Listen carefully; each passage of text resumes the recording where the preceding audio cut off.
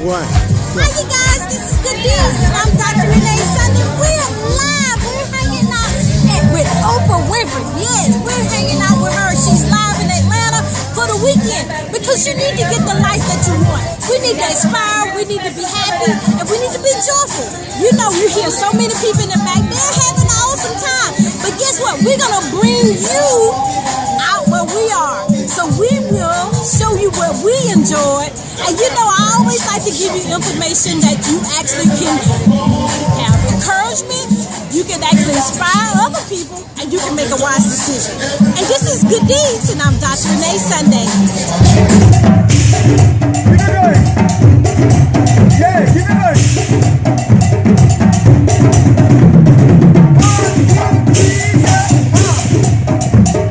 Keep it going. Oh, yeah. Come on. You got the lead. Yeah. Come on, come on, come on. Hey, hey. Yeah. Come on, come on, come on, come on. Hey.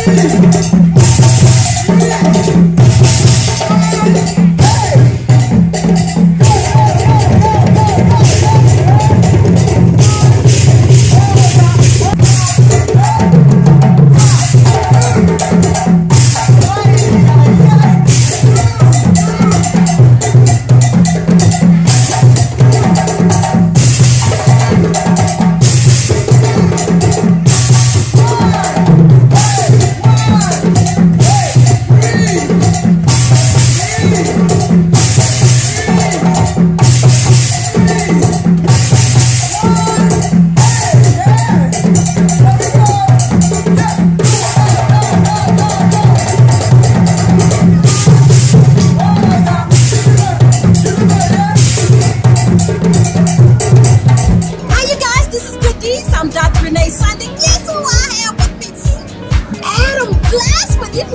Handsome. And I'm with you, Dr. Renee. I am with you. Amazing. We're hanging out. We're doing the old thing with Oprah. She's a wonderful person. You have to live the right way. You have to live the way you want. And we just asking, how do you have? You having a good time? I'm having a great time because I love to meet the readers of the magazine, the viewers of the show. It really energizes me. It gives me ideas for what I want to do in the magazine. He liked my outfit. Isn't that amazing? I did. Look at the pants. Well, not These the are shoes. great pants. What's wrong with the shoes? No, I got some. They're comfortable. Okay, you're gonna change. Okay. Because, no, but you're smart. During the day, you're in comfort, and then at night, you just change your shoes, and you just instantly transform your look. Well, we want to thank you so much for just being an amazing creative person. The old magazine, I love it. I get it on my iPad. I get it in print too, because you know that's a better connection, just to touch it. So we thank you so much. I want to thank you for someone who actually subscribes to the magazine and is really a reader. So we really have to thank you because we can't do it without all of our readers. Truly. But let me this one last question. Yes. If someone is wanting to know how to get their life back on track, any one thing you think they can do, like right now? I think number one is that you really have to set a goal, and you have to sort of break yourself from an old habit. So it's a shift of perspective. But you don't want to set a goal that's impossible to reach. You want to start with a small one first, and then build upon it. Because if you start with something that's too hard to attain, you'll never do it. I mean, think about New Year's resolutions. Everyone makes these grandiose New Year's resolutions, and by January 2nd or 3rd, they're back doing whatever they said they didn't want to do. So you have to just start small, and then you build up confidence. And once you sort of reach that little goal, you'll come up with another one, and you'll do that. Wow, Adam, we're going to tweet that, okay? Okay. Perseverance. It's all about perseverance and desire. If you don't really want to do something, you're not going to do it. That's right. That's right. And I always always say, Adam, this is my little thing. I said, don't stop, get it, get it. Don't stop, get it. Okay. Can I take that from you? Yes, that's my little tag. Okay. But thank you so much for taking time out. We just can't wait till tonight. I'm just so super excited. I cannot wait for you to see tonight. Oh, it's going to be amazing. I know. Amazing. I know. You guys, we just thank Adam for taking time out to hang out here with us at Gucci. We are with the ultimate platform builder, Oprah Winfrey herself. And we thank you, and we'll see you again. We actually will be right back with more awesome, exciting things. This is Good Deeds, and I'm Dr. Renee Sunday.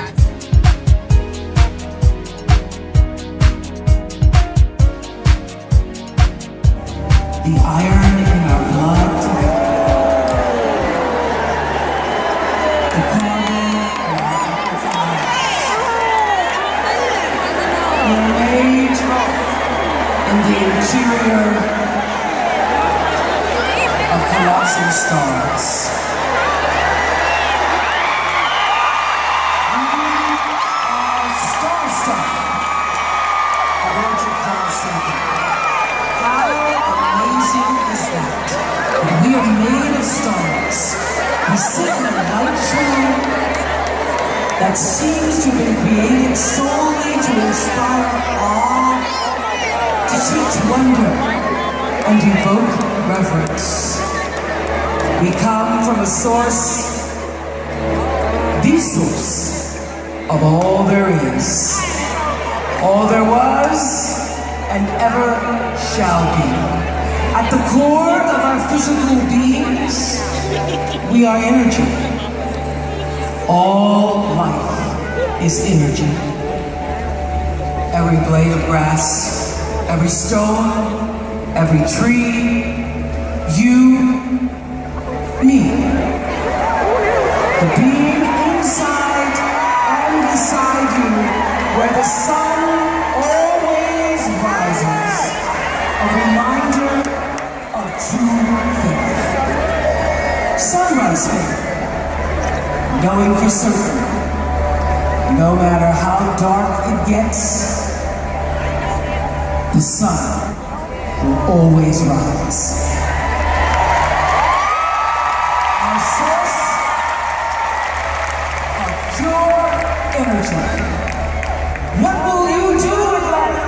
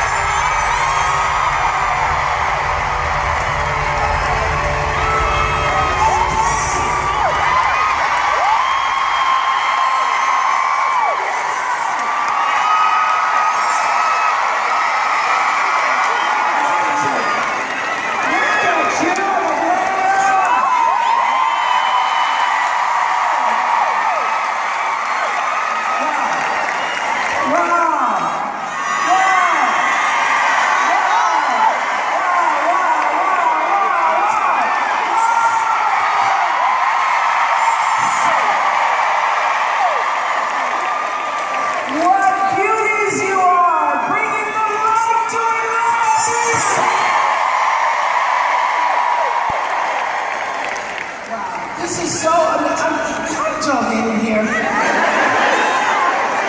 Thank you so much. Have a seat. This is so amazing. So happy to be here. So happy to be here.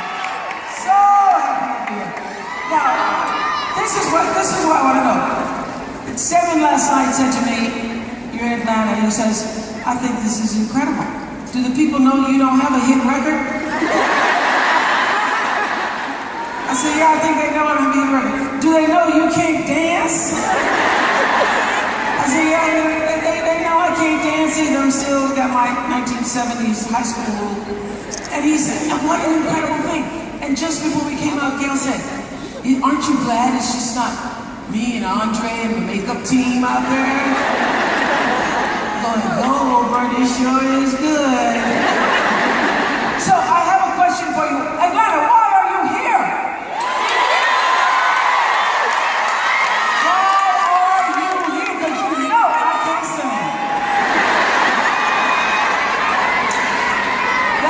big question.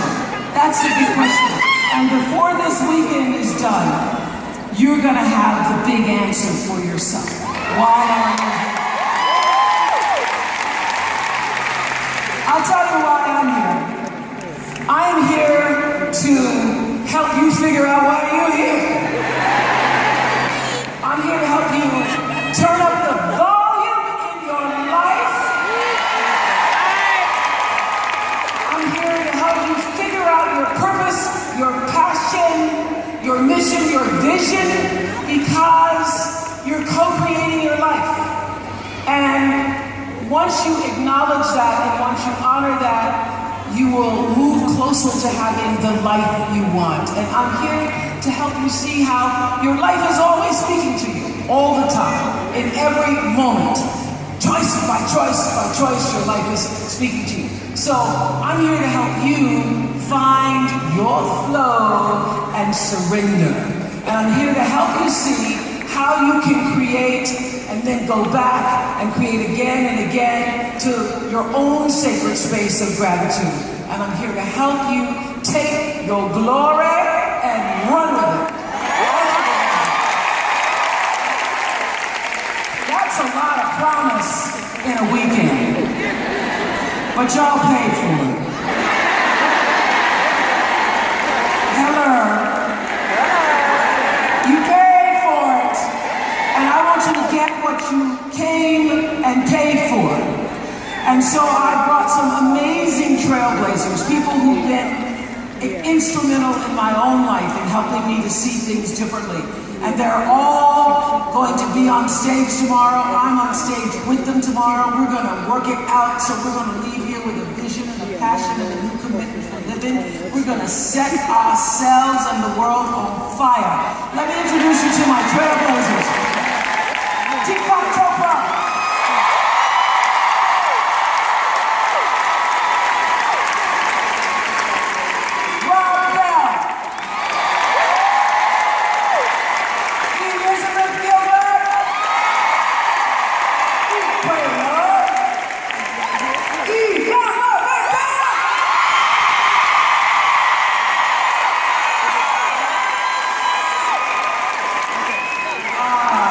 So much.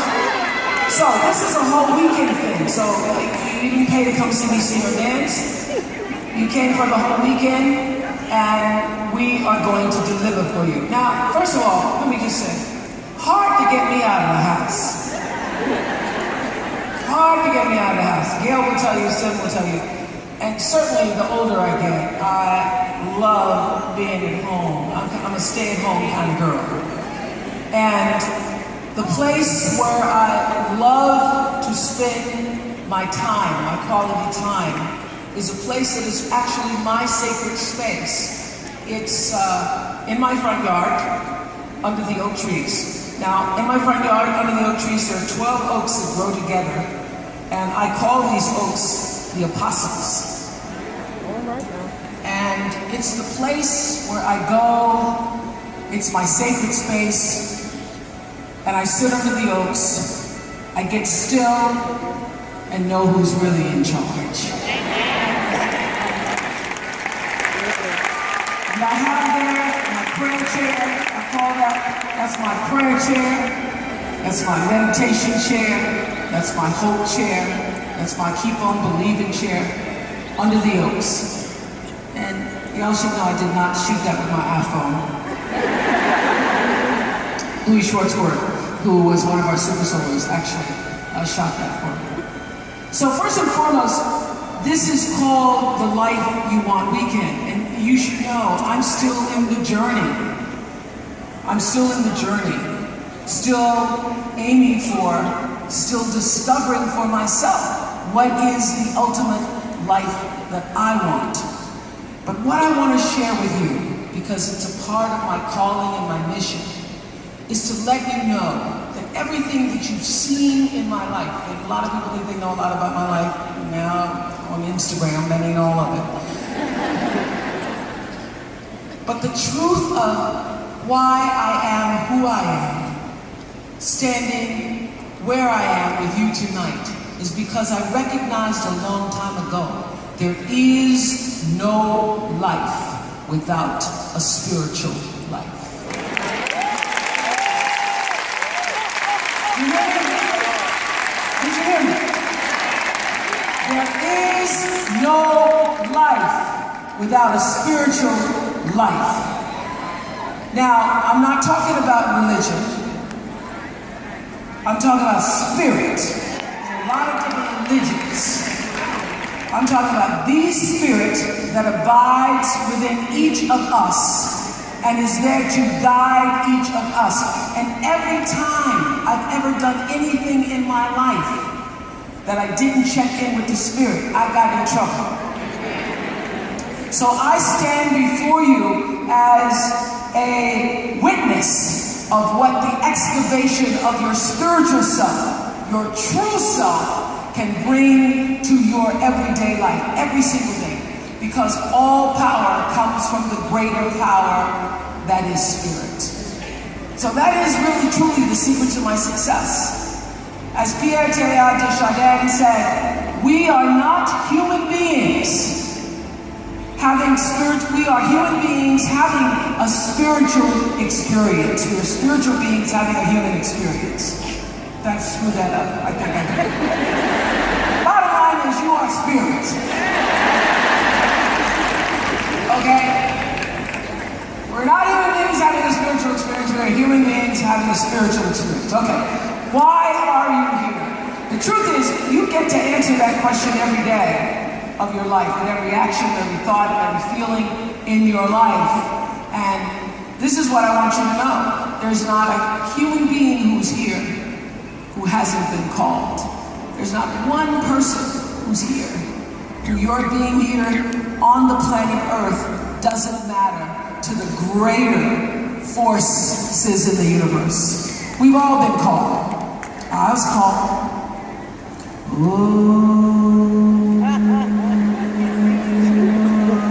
Oprah. It was really Oprah. But it got misspelled on the birth certificate, so you just go with Oprah.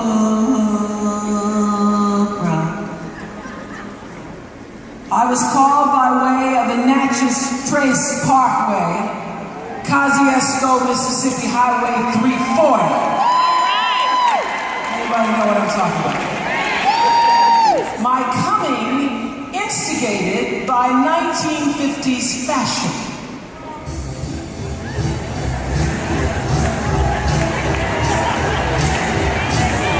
So in case you didn't know, oh yeah.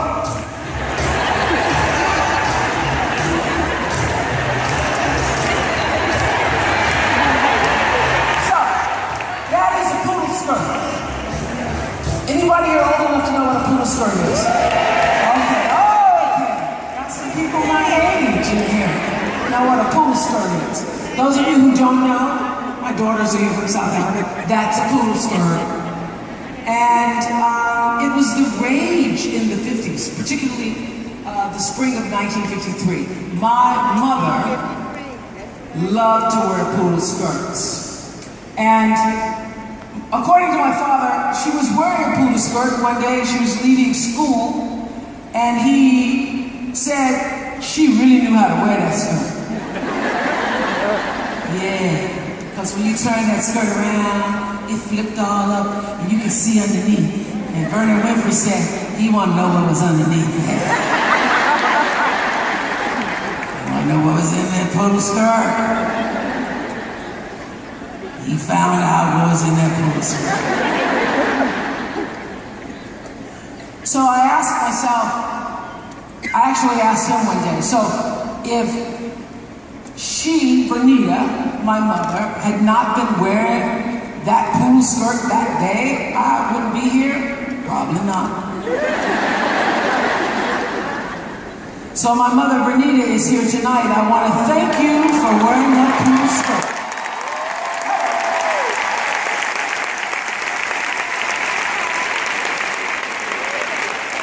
All right. I want to thank you for putting that poodle skirt on that day. But nothing is as haphazard as that. All of us pay however you got to be here. Some of us wanted, some a big surprise, some unwanted. The truth is, God used a poodle skirt to get me here. And even with that poodle skirt, I found out at an early age that there was something bigger going on in my life. And that is everybody's job. To hear it, to know it, and to honor it. Because everybody is here because you've been called. So, those of you who watch the Oprah show, you've heard this show before, but this story before, act like you hadn't heard it. You all know, because I was talking to my producers, they go, we can tell the story ourselves. Your grandmother, you were on the porch. Yes, I was on the porch, on the back porch, in the day when there was no running water, electricity, and my grandmother had this big black iron pot. Anybody know what that is? Thank you, Atlanta. I don't know if they're gonna know what a big iron black pot is in Seattle, but I know y'all do down here. So, there's this big black iron pot where she was boiling clothes. That's my grandmother, Hattie Mae Lee. And my grandmother was boiling the clothes, and she says to me as she's hanging them on the line, she says, Oprah Gail. Wow, that was not our backyard, I can tell you that right now.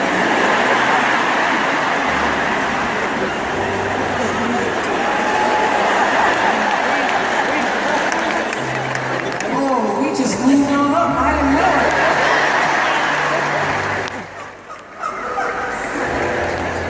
Well, I might have stayed if I'd have known that was going to be all right.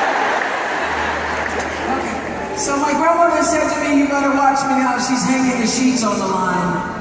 And I could feel inside myself, that's not going to be my life, Grandma. Hanging sheets on the line. But I had sense enough not to tell her that. Would have gotten thumped on the head. So I didn't know at the time that was called instinct. I didn't know that was intuition. I didn't know that was the voice of God. I didn't know that was spirit speaking to me. Just that feeling that said, this isn't going to be my life. This isn't something else is happening, is going on here. I now call that my spiritual GPS, and I listen to it for every single thing I'm going to do. And listening to that voice since I was 4 years old on the back porch is what got me to you here tonight, Atlanta. That's how it happened. That's how it happened. And every time I don't listen, I get myself in trouble.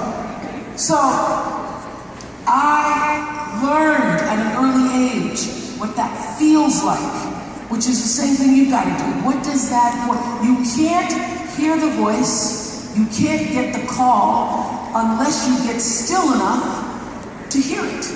And the voices of the world will drown that out. The voices of the world will drown that voice out.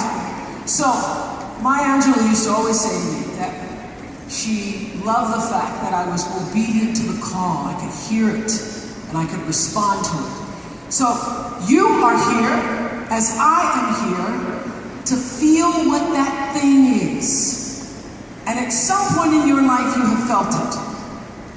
You have felt it. And that thing, that voice, more than a voice, it's a feeling, is there to lead you to be able to fulfill your purpose. The reason why you're really here. Now, a lot of people get all confused about purpose. They think that it's got to be some big old grand thing when my purpose, or I still don't know what my purpose is. The truth is, if you're living and breathing, you've already had one. You might not have lived it on purpose, in purpose. But if you're living and breathing, you have one. And if you were to pass away tonight at your funeral, people would talk about all the things that you did. That would be what your purpose was. Maya, I remember saying to Maya, when I opened my school in South Africa, Maya, oh my God, this is going to be this is going to be my greatest legacy. And Maya said, you don't know what your legacy is. I said, okay. I thought I had a legacy of a school, but I guess not. Maya said, you don't know what your legacy is because everything you've ever done, the way you've treated everybody, the way you acted in times when you didn't know what to do, everything you've ever done and every life you've ever touched, that's your legacy. She said, everybody who's ever watched a show and made a decision after watching an Oprah show, you know I'm going to go back to school, you know I'm going to get out of this abusive relationship, you know I'm not going to hit my kids anymore, you know I'm going to look and see whether or not my child has been abused, you know I'm going to be able to speak up about having been abused. Every single person who's ever been affected, you, Atlanta, are my legacy.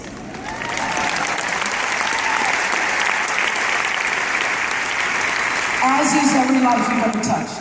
So it's the ordinary moments that make for an extraordinary life. And the grandeur comes when you get to be in the space of your own purpose, living it fully, openly, and it feels so grand. So what is purpose? I love this definition by Kevin Cashman, who wrote a book called Leadership from the Inside Out.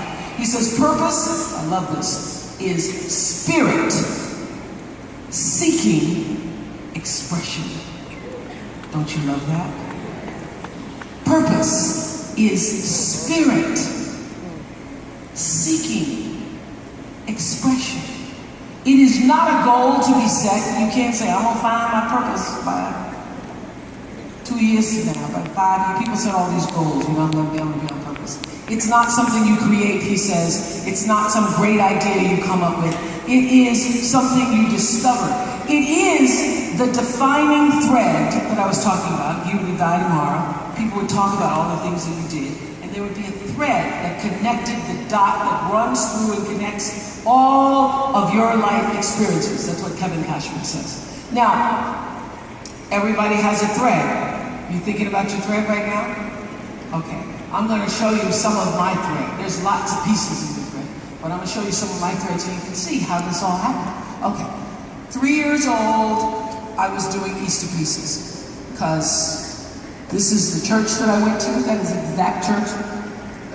That's Buffalo Methodist Church. Right there in Kosciuszko, Mississippi. And I always sat the second pew on the left. And at this age, 3 years old, I started reciting Easter pieces. Jesus rose on Easter Day, hallelujah, hallelujah, all the angels did proclaim. And my grandmother, Hattie Mae, sat on the first row, I sat on the second row, where all of the women of the usher board sat. And I was always forced to sit right behind her in case I made too much noise. She would just turn around and thump me on the head. So every Sunday I sat there. And I listened to the preacher preach and talk about how through God all things were possible. By the time I was 8 years old, I liked speaking so much because people had a good reaction to me speaking. They'd say, Hattie Mae, Lord, this child sure can't talk. She's a talking child. So by the time I was 6 years old, I moved to live with my mother in Milwaukee. And I had not gone to school in Mississippi, which was my saving grace, let me tell you. Because having been born in 1954, just the year that the Civil Rights Brown versus Board of Education was passed, had I spent a day in a segregated school, I probably wouldn't be here. Because my vision, my ideas about who I was in the world would have been changed by sitting in a segregated school. So instead, I was sent to Milwaukee, because my grandmother became ill. I was sent to Milwaukee to live with my mother, and entered kindergarten for the first time. And I walked into kindergarten. Now, see, I'm raised in the church. My grandmother had taught me how to read, and there weren't any books, only the Bible. So my grandmother had taught me how to read the Bible. So when I walked into kindergarten, Miss knew my kindergarten teacher and all these kids. I'd never really been around white people, but it was nice to see the little white children playing with their ABCs. See, it's nice, these little children playing with their ABCs. So I wrote Miss New a letter, and I said, Miss New, I don't think I belong here. I didn't know how to spell these little children playing with their ABCs, but that's what I meant. That was my leadership skills taking.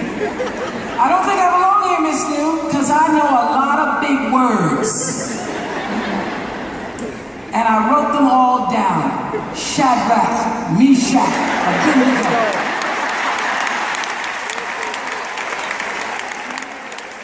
Jeremiah, Nehemiah, Deuteronomy, Leviticus, and just for good measure, hippopotamus, and elephant. Just in case you don't know, I know a lot of big words. Mr. said, girl, who wrote this? I did, Miss New. She marched me off to the principal's office, and I got myself in the first grade the first day. Come on.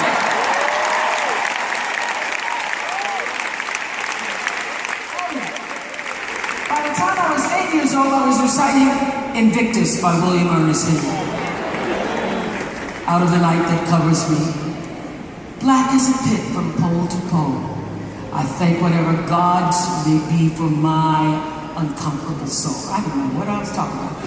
In the fell clutch of circumstance, I have not winced or cried or laughed.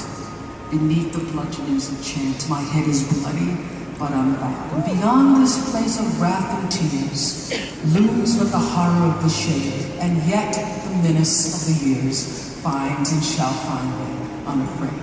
Here's the line that got me at 8 years old. It matters not how straight the gate, how charged with punishment the scroll. I am the master of my fate. I am the captain of my soul.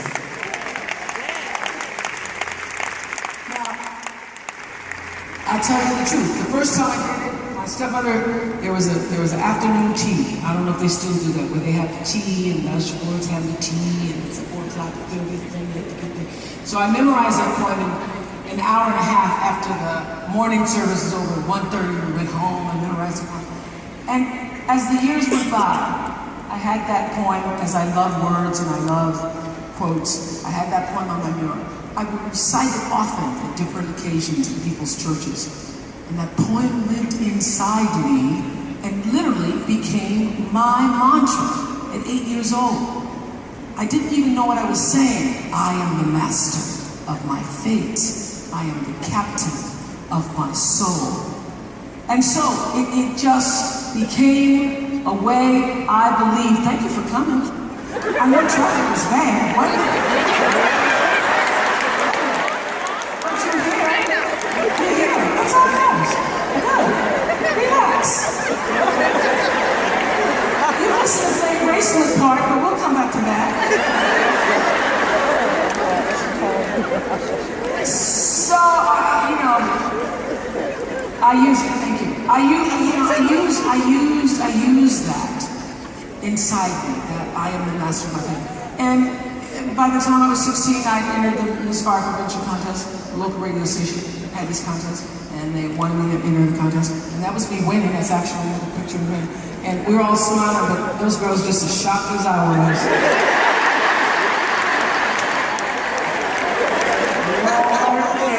Mercy, they said. Oh my God, what happened? She won? Yes, I won. You know why I won? Because they had taken all the good answers. They had said they were going to, do the question and answer period. They had said they wanted to be a nurse and they wanted to be a teacher. And I tell you, I had not thought of it until that instant, because I was just trying to top their answer. I said I wanted to be a broadcast journalist. I don't know where that came from. And I would like to share stories that allow people to see their lives through other people's stories.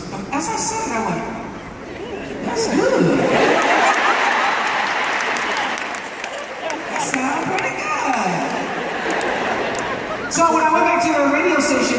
representing in the News Fire Prevention Contest.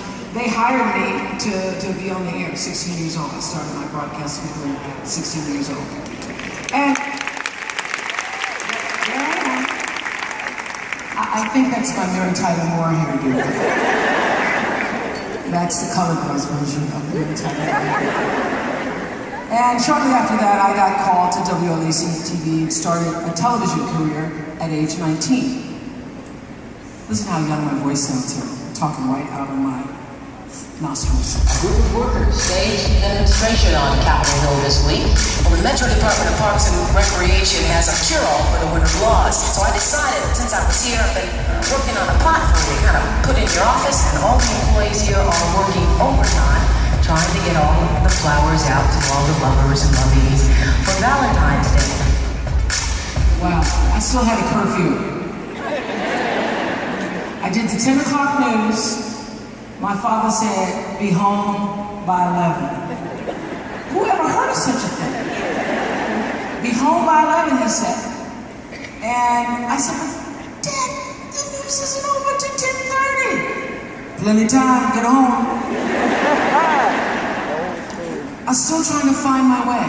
I'm still trying to figure it out for myself. Did I really want to be a television news broadcaster? I wasn't sure. You all have heard me tell the story of Barbara Walters. For the first year, I was just pretending to be Barbara. I'd watch the Today Show, and I'd say, yes, I'll talk like that. And I'll sit like that. I'll try to be like that. And one night I was on the news, and I was trying to be like Barbara, because I thought Barbara wouldn't say Romania, she'd say Romania. And Barbara wouldn't say Yugoslavia, she'd say Yugoslavia. And I'm reading the news copy, and I'm reading Romania, Barbados, and Yugoslavia, and Canada.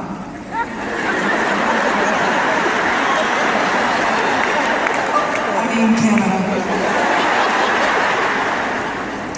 And I cracked myself up on the air. Here I all this time been in playing this game, this facade. I cracked myself up on the air because, that word was Canada.